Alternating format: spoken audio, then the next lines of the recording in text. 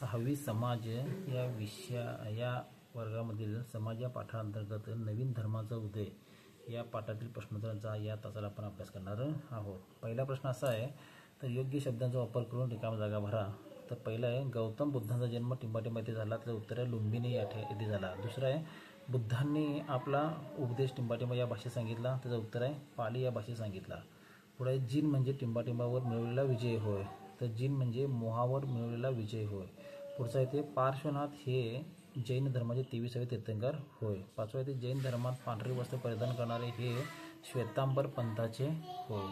प्रश्न क्रमांक दुसरा, खालील प्रश्नांची उत्तरे एका वाक्यात लिहा। तर पहिले दुसरे, गौतम बुद्धांच्या आई वडिलांचे नाव काय? तर गौतम बुद्धांच्या आईचे नाव मायादेवी आणि वडिलांचे नाव सिद्धोधन असे होते। सातवा आहे, गौतम बुद्धांनी आपला पहिला उपदेश कोठे केला? पुढचा प्रश्न आहे, तर गौतम बुद्धांनी आपला पहिला उपदेश कोठे केला? तर गौतम बुद्धांनी आपला पहिला उपदेश हा उत्तर प्रदेशमधील वाराणसी जवळील सारनाथ येथील 5 शिष्यांना केला। पुढचा आहे, 8वा प्रश्न आहे, धर्मचक्र प्रवर्तन म्हणजे काय? तर बुद्धांनी उत्तर प्रदेशातील वाराणसी जवळील सारनाथ येथे 5 शिष्यांना केलेला पहिला उपदेश केला, त्या घटनेलाच धर्मचक्र प्रवर्तन असे म्हणतात। पुढचा आहे, 9वा, महावीरांची शिकवण कोणती? तर उत्तर आहे हिंसा, चोरी करू नये, खोटे बोलू नये अशी महावीरांची शिकवण होते। प्राचीन भारतातील प्रमुख गणराज्य कोणते? प्राचीन भारतातील प्रमुख गणराज्य ही पुढील प्रमाणे आहेत। पहिलं ते लिच्छवी, स्थळ वैशाली सध्याचे बिहार। दुसरा आहे ते मल्ल, स्थळ कुशीनगर व पावा सध्याचे उत्तर प्रदेशामध्ये।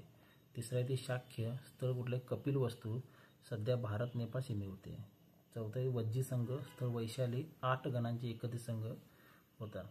पाचवा आहे ते कुरू, स्थळ दिल्ली व आसपासचा भाग। सहावा आहे पंचाल, स्थळ फरुखाबाद उत्तर प्रदेश राज्य। पुढचा आहे गंधार, स्थळ सध्याचे पाकिस्तान अफगाणिस्तानचा भाग।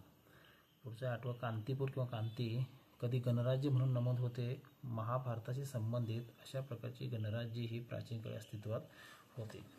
पुढचा प्रश्न असा आहे, गटामध्ये चर्चा करून सविस्तरपणे उत्तरे लिहा।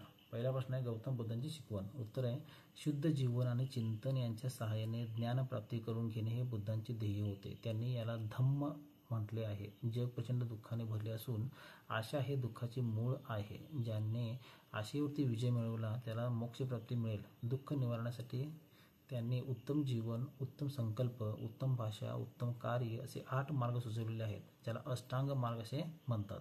त्यांनी आपल्या अनुयायांना हिंसा, मद्यपान, भ्रष्टाचार न करणे, खोटे न बोलणे अशा साध्या सोप्या पाली भाषेमध्ये सांगितले आहे।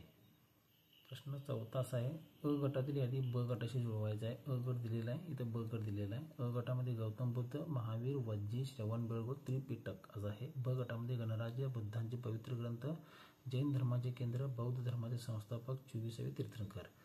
उत्तर या ठिकाणी दिले आहेत। अ गट गौतम बुद्ध बौद्ध धर्माचे संस्थापक, महावीर 24वे तीर्थंकर आहे, वज्जी हे गणराज्य आहे, श्रवणबेळगोळ जैन धर्माचे केंद्र आहे, त्रिपिटक बुद्धांचा पवित्र ग्रंथ असा आहे। धन्यवाद।